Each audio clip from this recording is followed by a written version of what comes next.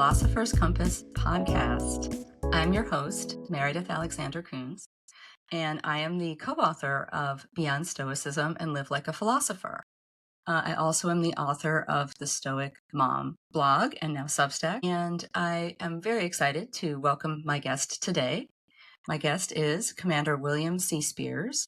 He is a submarine warfare officer in the U.S. Navy and author of Stoicism as a Warrior Philosophy, released in fall 2025. He's a native of Louisiana.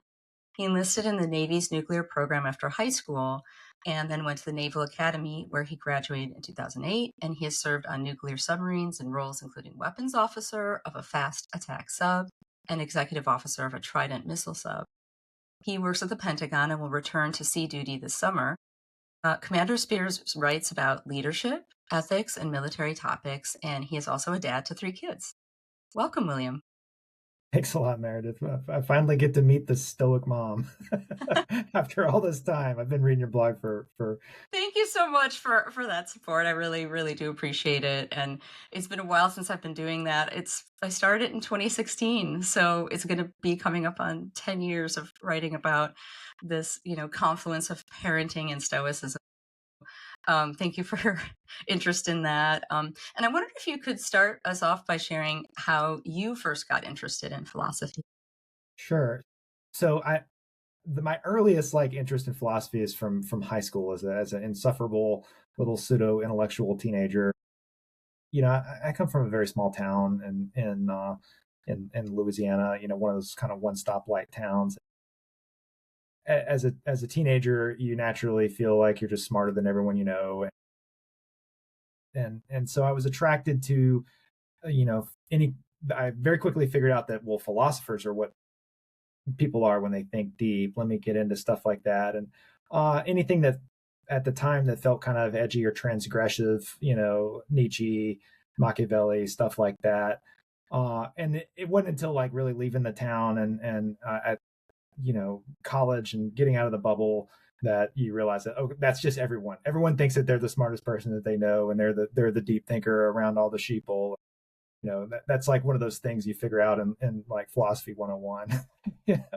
But at the time, I thought that it would be cool to become a philosopher, or it'd be cool to become an author, something like that. But those are two things I figured out no one was going to pay me to do. And so that kind of led into, well, I'll join the Navy, and that was a path to training and education and things like that. And it turned out to be a very good path for those things for me. But that's at the early age, and it wasn't until later, whenever I got into college, that I really started getting beyond and opening the aperture a little bit to get into things that I hadn't discovered as a teenager. Yeah, it's interesting because a lot of us come to philosophy through whatever we're kind of exposed to, I think, in school initially. I got interested in existentialists because I was studying French, and I was reading some of them at the time and got really into it, but then quickly started getting pretty depressed after reading existentialists for a while. So I always find it interesting that a lot of people, found their way to the Stoics. Because they do have some really special qualities, as I think you and I would agree, both having written books with Stoic in the title. I wondered if you could share how you got interested in Stoicism in particular. Yeah, so my college was the Naval Academy. I enlisted, but then very quickly started applying to officer education programs, anything that would take me, and the Naval Academy ended up being the first thing that called back. That's in Annapolis, Maryland, and it has kind of a history with Stoicism, owing largely to James Stockdale, who was promoting Stoicism within the military back in the late 70s and 80s.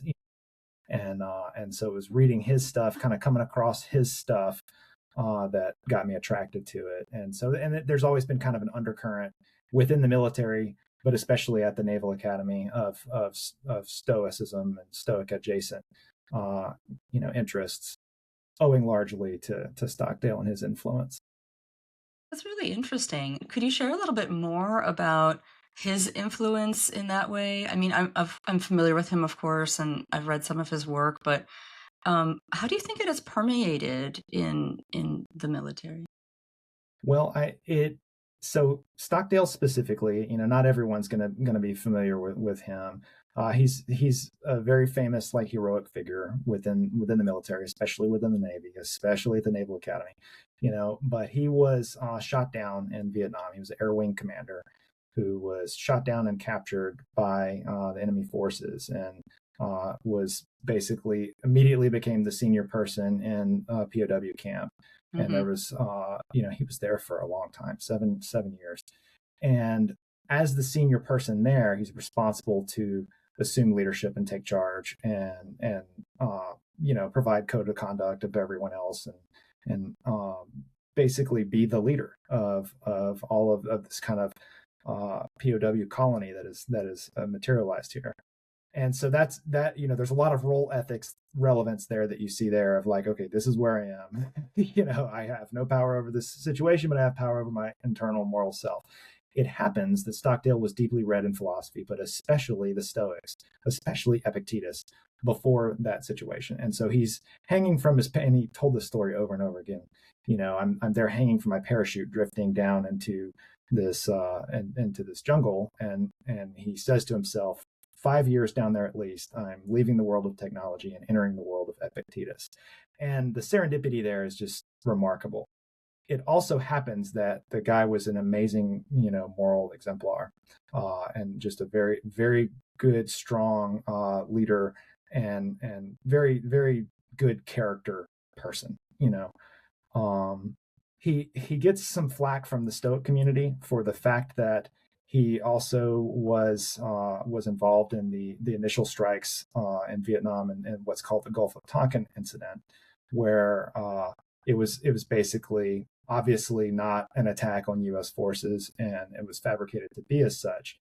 What is less well reported, but it's all very publicly available, is that he was jumping up and down on tables and beating down doors to fight this narrative that the government at the time really, really wanted to promote, that this was an attack on U.S. forces, and he was steamrolled for it. Mm, And he continued to protest that narrative, but he carried out his mission at the same time. Now, a lot of people have a problem with that. That's another rabbit hole. You could do another series on the morality of that, but it's a lot more complex than it is often given credit for. You know, mm-hmm, mm-hmm, but the mm-hmm. guy, if you look at the entirety of his character, he was a fantastic moral exemplar, especially for people within the military. And so, Yeah. as a young lost guy in Annapolis, that I'm nobody from nowhere. I'm here in Annapolis. Like, I feel like I'm going to get discovered at any minute. So I better start learning up on this legacy. You start reading into the heroes, and he was kind of one of the first ones that I latched onto. And I'd be reading his stuff in between classes when, I was a mech major, and I felt like I was getting away with something when I would go to the library in between classes and read his stuff instead of doing my homework. Yeah. But that's kind of how that influence is there, and I think a lot of other people have had that same experience. Yeah, it's really interesting to hear that he was kind of fighting from within to try to maybe change the way things were being shared publicly about that incident, because that is, I mean, again, one of the historic moments of that era that people look back on and say, why? So that's pretty interesting. I hadn't actually heard about that. I know he was affiliated with the Hoover Institution at Stanford for some time, and I know that he really did help, repopularize Epictetus, I would say. So that's quite interesting. How would you talk about using Stoicism in your life? Like, are there ways in which you apply it and how it's helpful for you? I mean, there are too many to count, especially since this was something that kind of blends with the rest of my military training, since it was kind of early in my development as a leader that I became inculcated with Stoicism, or at least at a light level then. And so, how it is applied to so many things in life is hard to isolate, Hmm. because it just kind of becomes a subroutine in your operating system. But if I'm going to pick one, that would be the practice that is just most salient to me. It's the really what Pierre Hadot and the Pierre Hadot school would say is the circumscription of the present, or the discipline of desire, which those things kind of mesh together in the Venn diagram. It's basically the recognition of the present as and all the blessings it entails, all the things that I have, and cherishing those things. I have 5 fingers on both hands. This is amazing. And it is amazing. I'm alive. I'm a human being. I'm alive. And I have this, I live in a palace, and I have this amazing family. I have these amazing human beings around me, and just this amazing mission and privilege to bring these people up, and to show them, what it means to be a human being on earth. Like these are all just amazing privileges and amazing blessings, and being able to recognize those things and cherish them. That is what the discipline of desire is. It's basically it is domesticating your sense of desire to desire what is truly your own. And what is truly your own is very little. It's your prohoresis, or your agency. And everything else that's not your own is a gift. and it is meant to be cherished, and I think that plays so many parts in my life, and just overall mental health and happiness. When I go to bed at night, and I get to sleep in my bed in my palace, I'm not on a submarine right now. I'm in a warm bed. It's amazing, and I always kind of put my hand on my wife, just because she's there, and I can do that, and it's amazing. I'm not cramped in a submarine rack somewhere, So, Definitely. I mean, I think having that experience being in a submarine, that's really like a great way to develop this gratitude practice. I guess when you're not there, yeah, it sounds like yeah, you really can appreciate more, what you have. yeah. Like every time I come back from a deployment, it's like a honeymoon. It's like we're together again. Yes, Oh, this is yay. Yeah, amazing. that's We get to have awesome. dinner. Yeah. I mean, I guess they say absence makes the heart grow fonder, although there may be more to that expression. I don't remember if there's some little end. My daughter was telling me about all the expressions that I thought I knew, and how each of them have sort of a twist at the end I never knew about. But that it does sound like you're really able to actualize Stoicism in your mindset and your way of thinking. And you said your operating program. Would you say you're a natural Stoic, maybe? Well, the Stoics would say that everyone's a natural Stoic. It's humankind's natural, telos to imbue virtue as you mature, philosophically.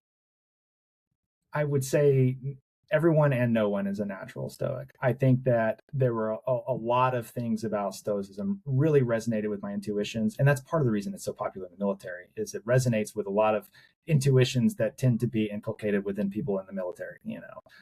Whether you had those intuitions already, and that's why you went to the military and succeeded there, or were attracted to it, or if it was something that you grew into as you've been in the military. But it's kind of a chicken or egg thing. But it's very resonant within a lot of military folks for those reasons. I think it was very resonant with me. Yes. Do you bring Stoicism with you on your deployments? How does that work? I mean, do you bring it as like a thing, like a book or other objects, or do you bring it, in your spirit?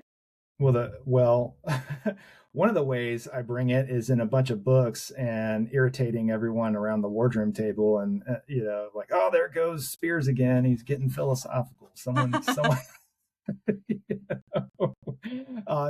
That's always been the case. I've always been that insufferable guy where someone says something about, well, imagine this. I'm like, ooh, yes, let's ask those questions. Like, oh, gosh, here he goes again. I'll typically bring a few books with me. I will talk to anyone that will be willing to entertain talking to me about it. And sometimes, as I've moved up in rank, it's been more, a sailor. There'll be some sailor on board who's reading Marcus Aurelius, and he'll come, hey, sir, I heard you were into this. And I'm like, absolutely, let's go. What do you want to talk about? And it's a fantastic thing to get into, but it's also a thing that I'm such a geek for it that I'll immediately want to be overbearing, and I have to kind of hold myself back. Like, don't, it's not a gospel. You don't need, Right, right. So But yeah, and of course it's gonna, it's going to influence my way of thinking about things, and it's gonna help. It helps with mental health in so many ways, and for so many very good reasons that have been better articulated by smarter people than me. But Do yeah, you it find definitely it's comes with me. do you find it's popular then? I mean, it sounds like people are reading it and interested in it in kind of your military life. Is it, would you say, quite popular? I would say it's a little bit more popular in the military than it is everywhere else. I would say Mm. it is quite popular, especially now. I've actually done some of my own kind of research that we can talk offline on trying to understand the rise of the popular Stoicism movement. But the bottom line, what I have found, if you look at how much the word Stoic or Stoicism shows up in literature, uh, it's commensurate with the internet and social media. And so a lot of people want to say like, oh well, it's Ryan Holiday invented the popular Stoicism movement. Like, no, he rode the wave, and fed it, but it you start to see an uptick with Albert Ellis in the 60s, and then Stockdale comes along and he publishes the World of Epictetus in the Atlantic. You see a steady rise, and then in the 2000s and 2010s, Bill Irvine's Guide to the Good Life comes out, and it starts to shoot up. But what it really is the online communities um, Mm. allow uh, philosophy geeks to get together and talk about philosophy geek things. Stoicism starts to take off, I think, because of that largely. And then the self help industry figures out that it sells.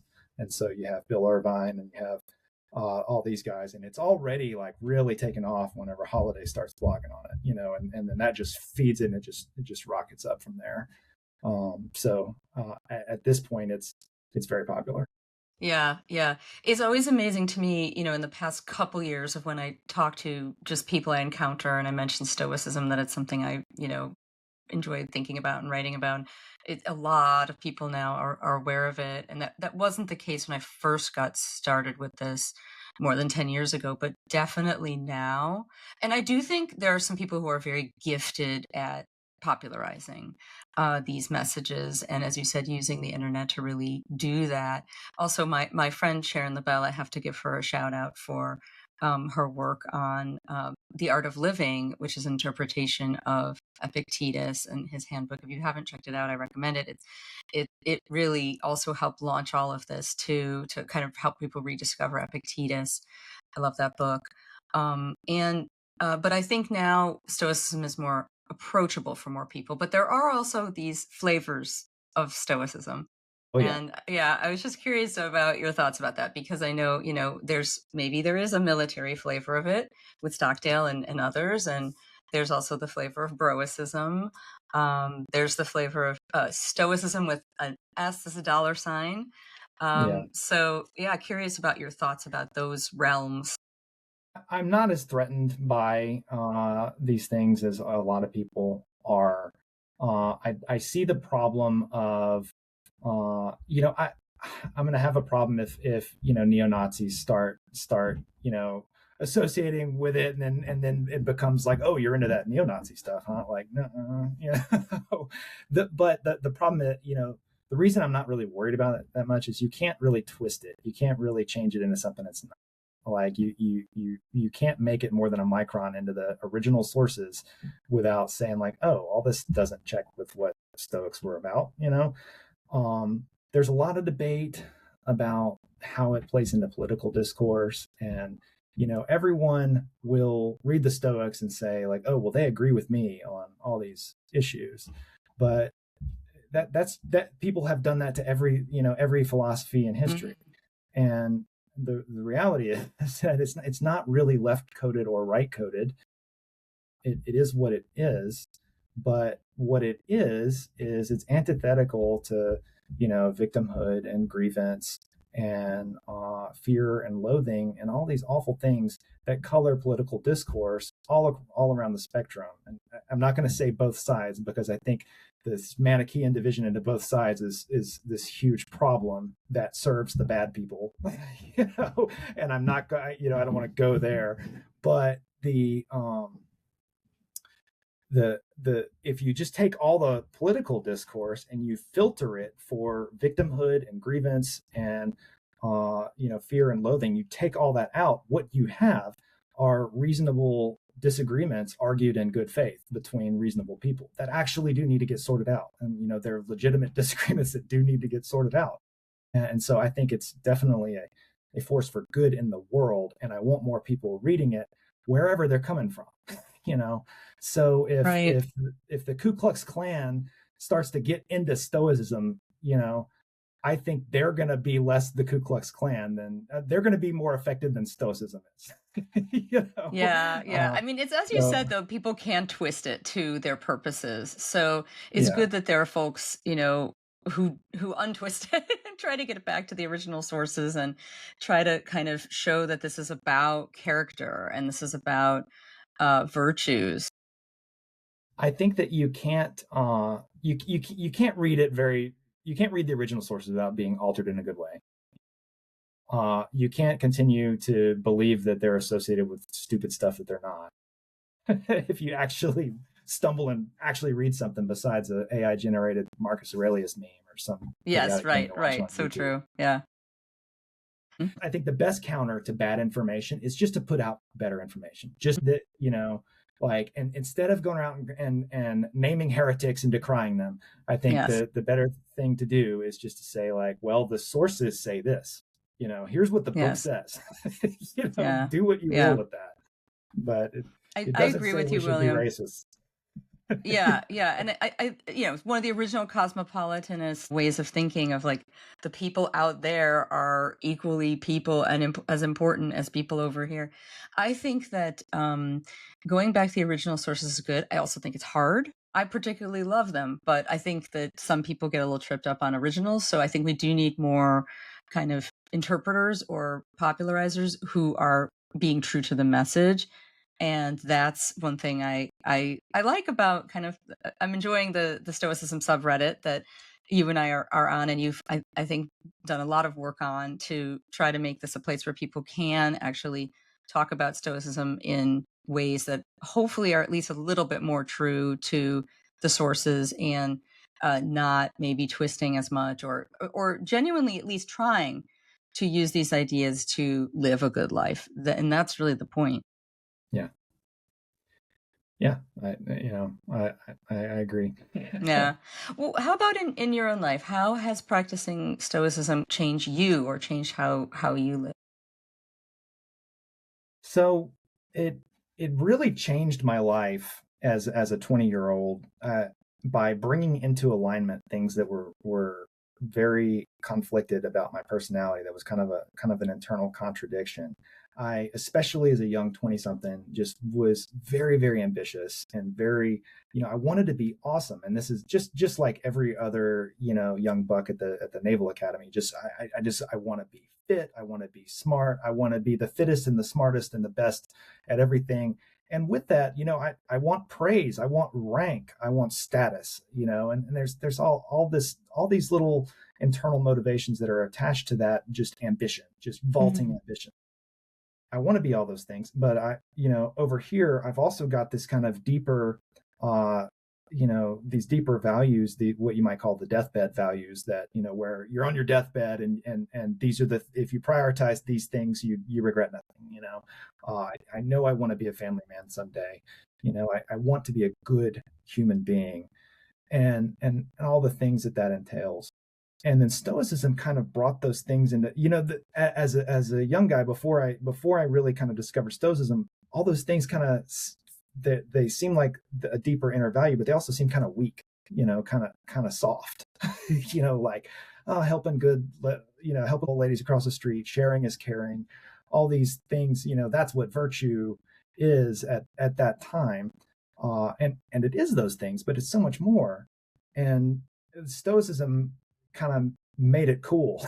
If it makes any sense. It brought into alignment all these things that I valued, and what is more worthy of ambition than being able to reach a level of development where you see all these cosmetic things, the status, the rank, the money, people's approval, all those things. Those are trinkets. Those are toys that children play with. Epictetus says they're scattering nuts and figs. Let the children scramble after them. Adults don't do that. and that's being able to reach that level of maturity is pretty freaking awesome. And it's something to be ambitious for. And so a lot of kind of my message to the military, kind of my personal mission is to be able to present Stoic in a way that's resonant with the military, to do it right, and to communicate what did the books actually say, what were their values, what were their priorities.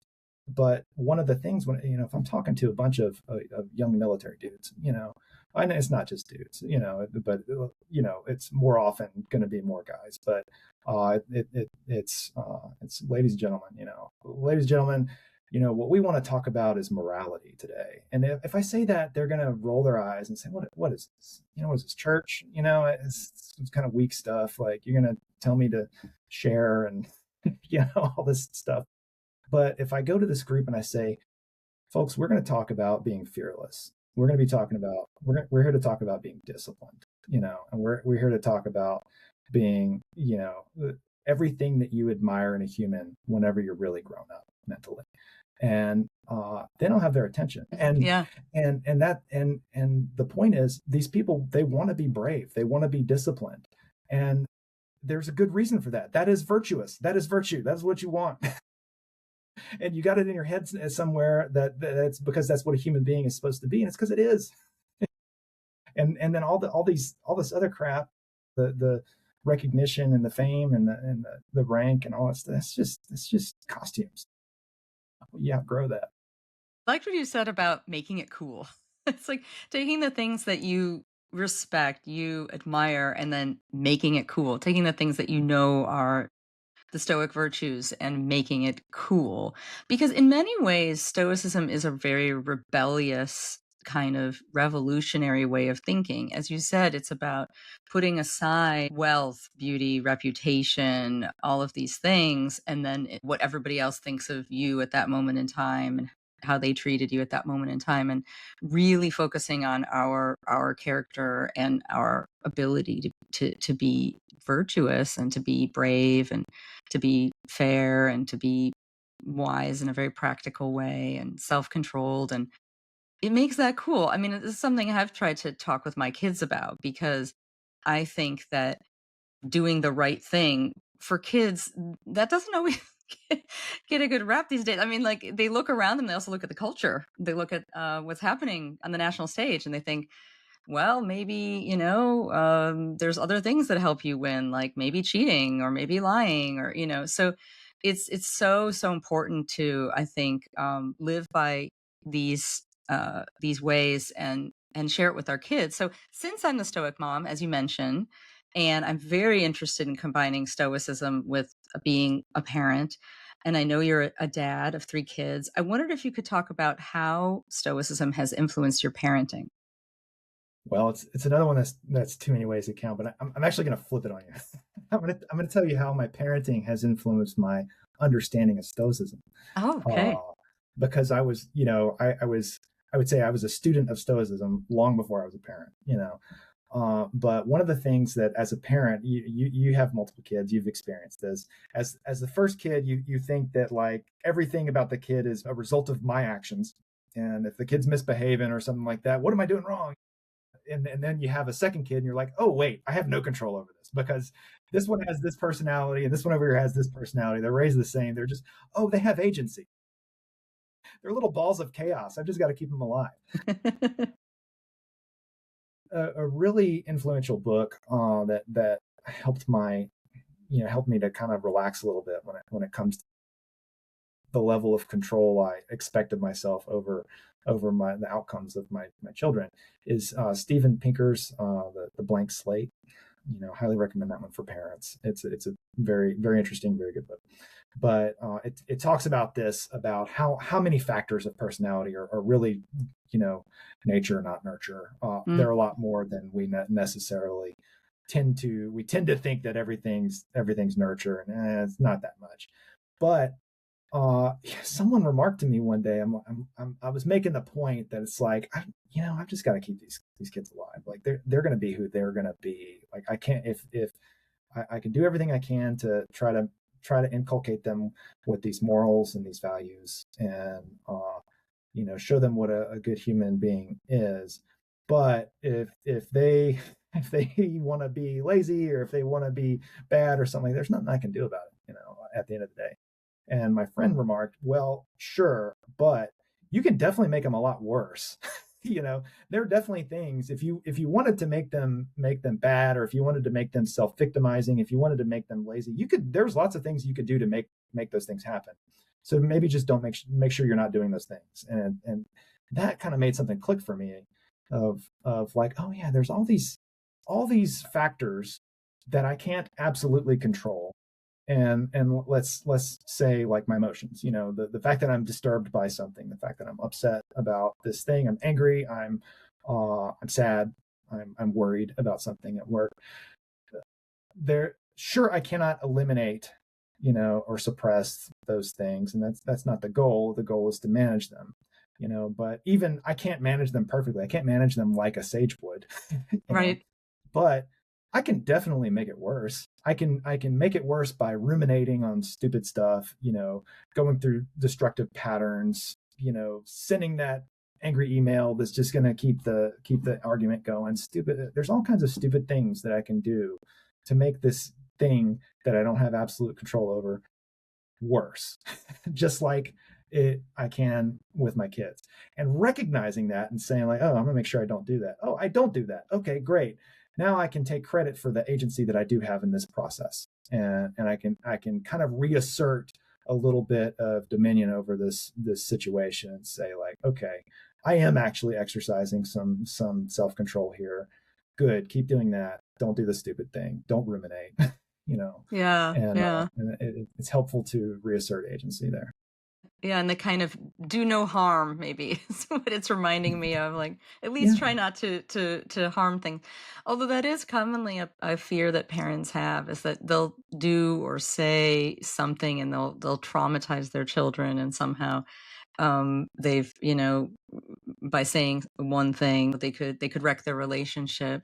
I feel that that is probably overblown, by maybe watching too much parenting content online and looking at TikTokers or Instagram reels where it's like giving you a very specific script of what to say not to traumatize your child.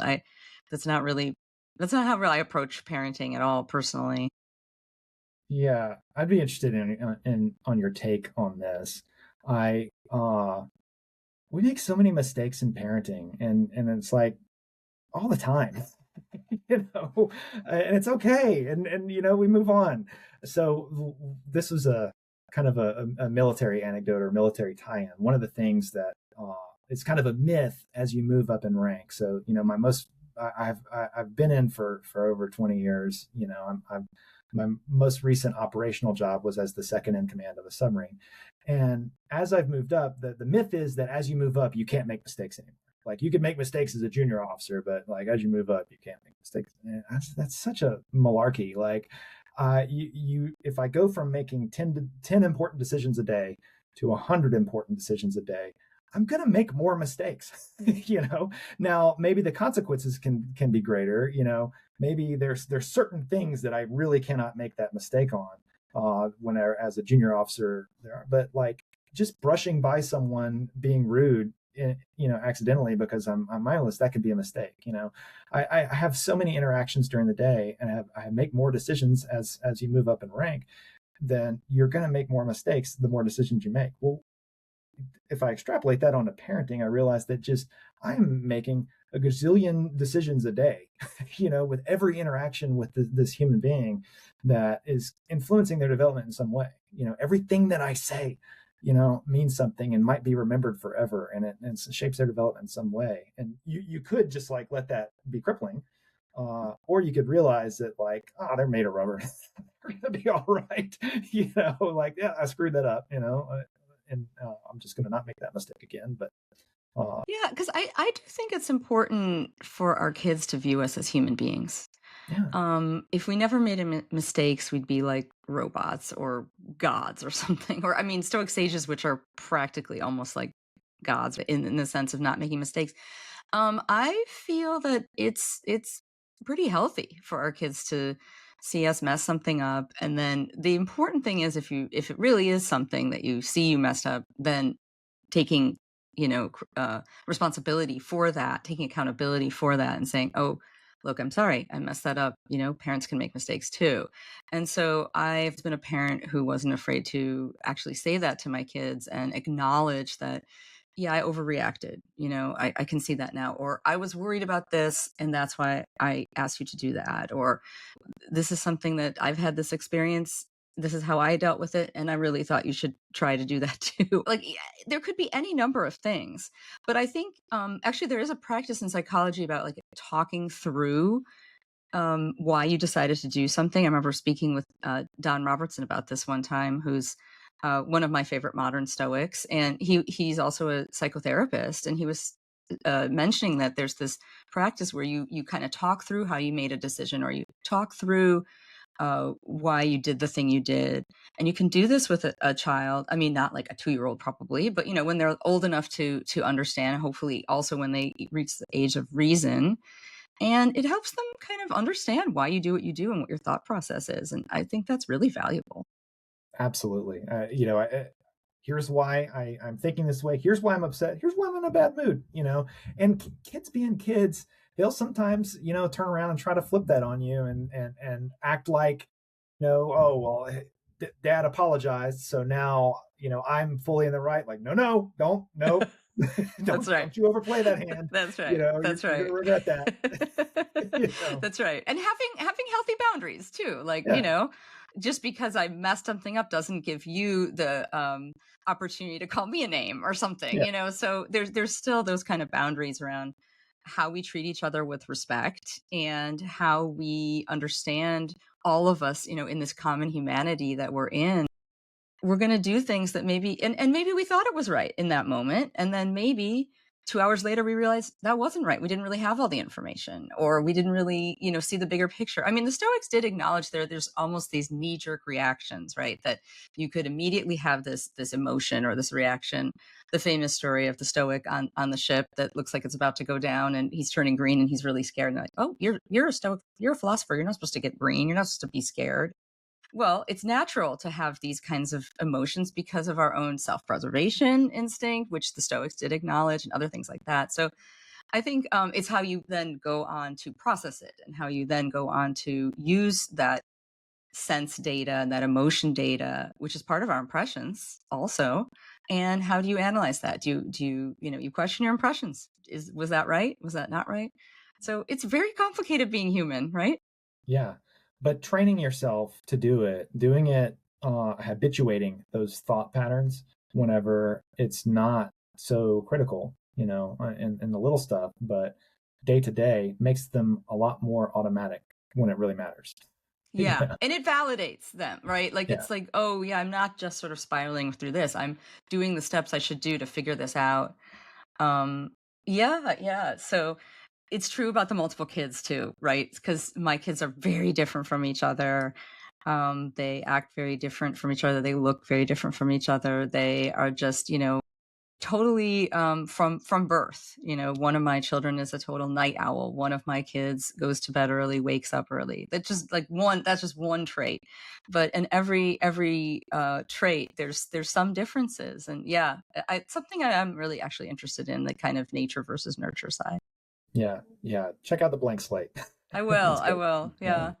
Yeah. And I wondered if you could talk about, lessons that you've learned from being in your military position that you apply to your study of philosophy. I know you shared a little bit about that before, but and Yeah. vice versa.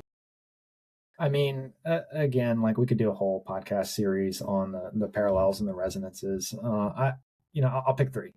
of just things that are part of the military culture that I think resonate with Stoicism, or that Stoicism amplifies, or how they fit together, why Stoicism is so well received in the military. One of them is that recognize that indulging victimhood is absolutely toxic and self-destructive. Like, I got a bad deal. No one is ever going to acknowledge that you got a bad deal. Everyone got a bad deal. Deal with it. And like, just how would Epictetus deal with your complaining about your bad deal? He'd say, what are you even talking about? Who injured you? How have you been injured? What is you? What do you mean by you have been injured? You are your prohoresis. No one can reach that. No one can touch that. I wouldn't necessarily recommend Epictetus for some. He wouldn't be a very good counselor for people who've been assaulted or anything like that. He's too harsh sometimes. Yeah, well, I love him. He's like, at first I didn't really like Epictetus. Reading him. When I first started studying the Stoics, I immediately gravitated towards Seneca because he's so soothing to read and everything. But and Epictetus was kind of the last one I really started to resonate with. But once it clicked for me, like, oh, he's a drill sergeant. Then it's like, sounds right. It just clicks. Yeah. You just imagine him whacking you on his head with his stick. It's not that he hates you. It's that he's thinking, he's saying, you idiots are going to die. You guys are going to die, and you're going to get people killed. If you don't figure it out. Stakes are high. Yeah. But another one is the idea that you've got to you have to mentally separate yourself from your specific roles. Your identity is not the costume that you're wearing, and that is it's a totally toxic thing that is very, very resonant in the military. Your rank, but it's a costume, it's cloth, and it's arbitrary, and there's all these like arbitrary tab checks and stuff, like all the little judgments that you make over each other. You look at what's on someone's chest and you immediately make all these assessments about their character.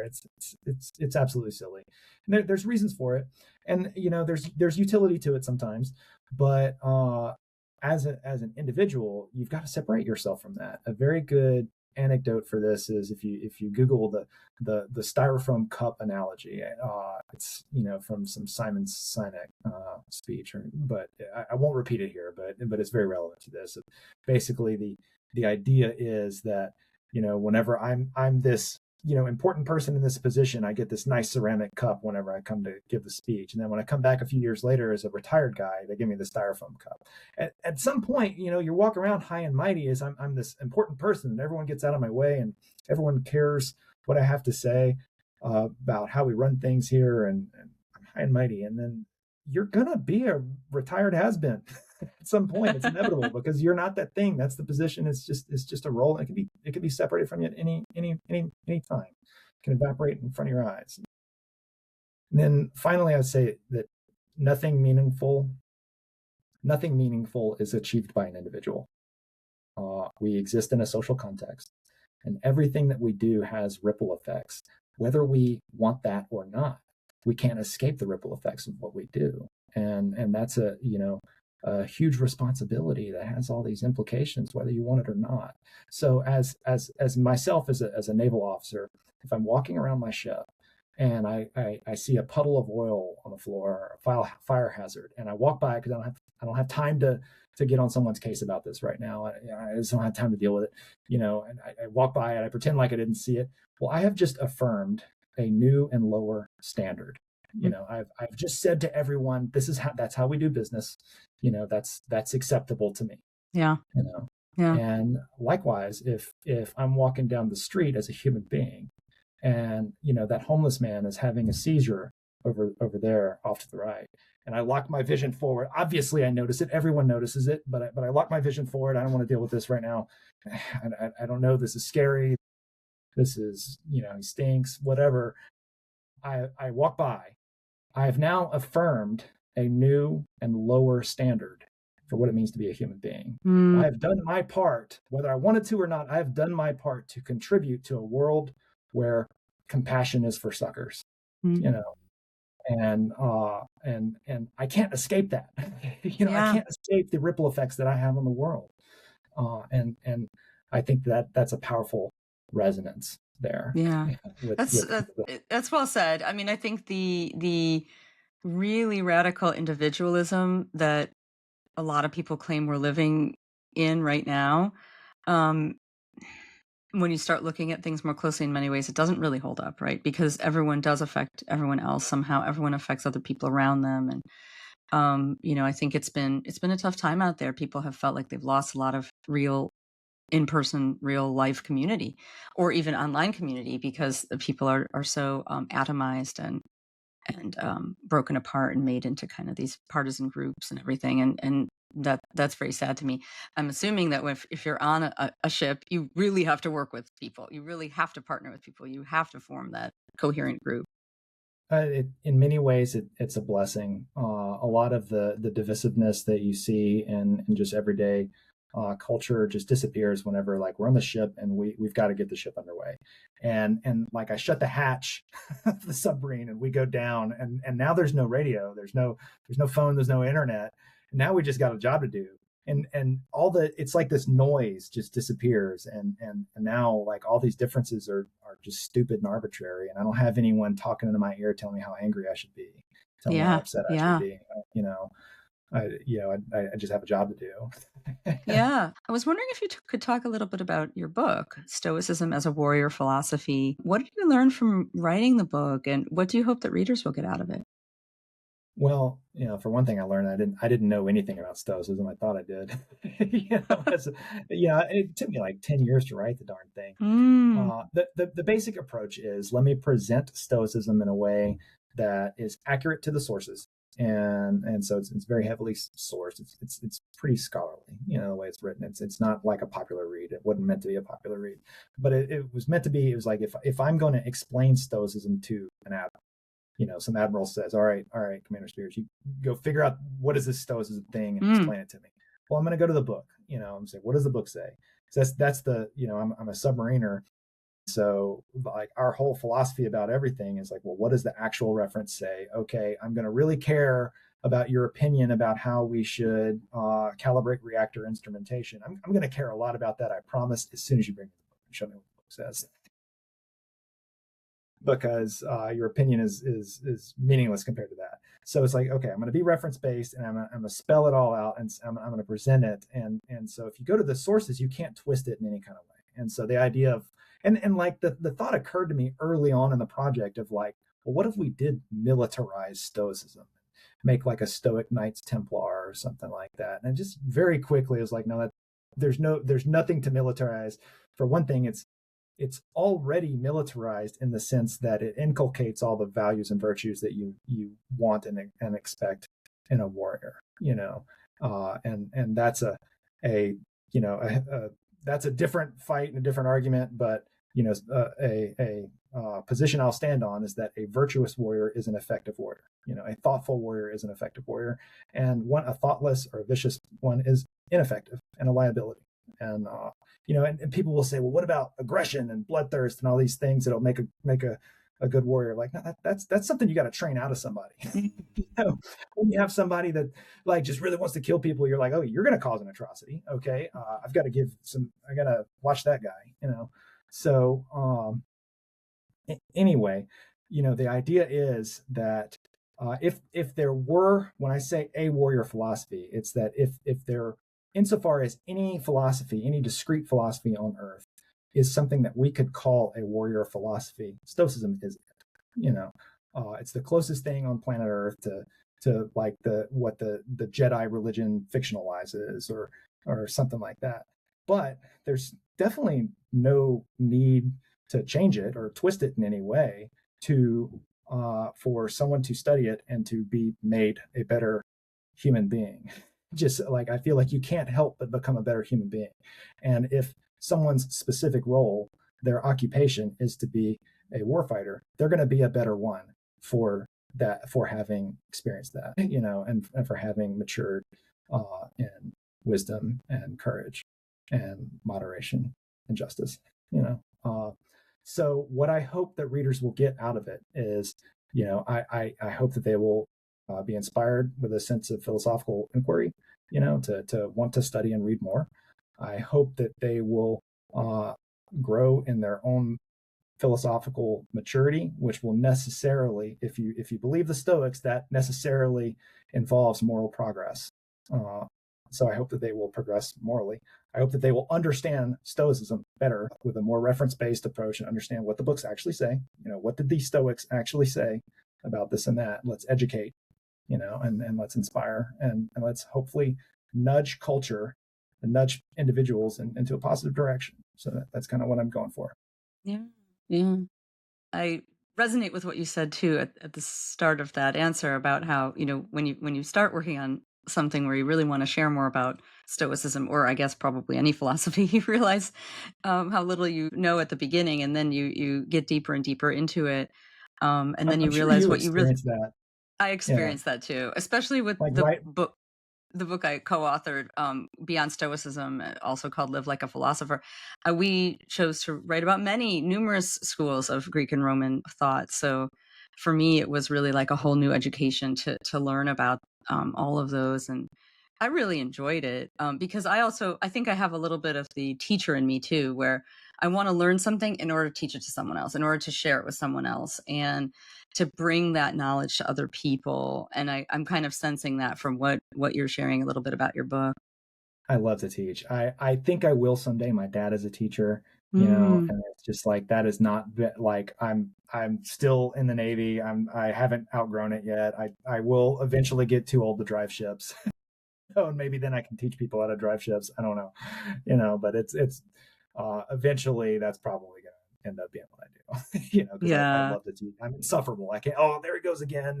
He's at the whiteboard, with his marker. I think the spirit in which you're sharing it is really the right one of, you're trying to help people grow and become better humans. To me, that's a totally different form of quote self-help than, much of what we see out there. It's really about how do you become a flourishing human being, not, better at something or more productive at something, or happier on one specific plane or something like that. And that's one reason I really do like Stoicism a lot.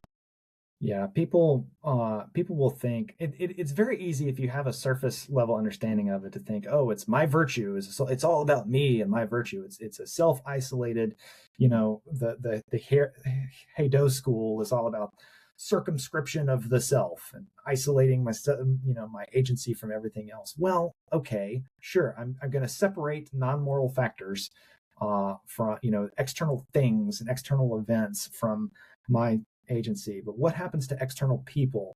Well, when I isolate my self identity to moral factors, justice is going to be a part of that. And that is going to involve other people. So no, it does not mean not caring about or not recognizing my appropriate actions with respect to others, that are attendant to justice. I Yeah, mean, yeah, yeah. No, it's interesting. I mean, so one of my podcast guests recently was Eden Blazejack, who has studied Stoicism and also Epicureanism. And so I kind of raised that question to him about Epicureans of the ancient school, of course, who many people would say, oh, well, they just retire into their beautiful garden and they don't really do anything for the world or for society. But he was even making the point that ancient Epicureans did want to help their society in order to have enough peace and calm so they could go to their garden. yeah. Which really fascinated me, because really everything does affect something else. And just because there's an inner citadel concept in Stoicism doesn't mean that we can ignore everything else that happens out there. So it's kind of a lot of responsibility being a human, at least You a can't good human. you can't escape it. Yeah. People are gonna, you just assume you're gonna be emulated, and how does that affect your appropriate actions? Yeah, and especially with our children too, right? I think, Absolutely. they're gonna Then learn from what we do, and they're gonna yeah, they're end gonna up be at like least mom and trying dad. what we do. Yeah, yeah, Yeah. yeah. It's a complicated world out there, but thank you so much for talking with me today, William. I really enjoyed this conversation. Yeah, I've wanted to meet you for a long time, just after reading your stuff and hearing your podcast. So I'm delighted to have this opportunity. Thank you. I appreciate that. Yeah, That's so kind of you, and hopefully we'll stay in touch about these things as well. Take good care. absolutely. Bye Yeah. bye.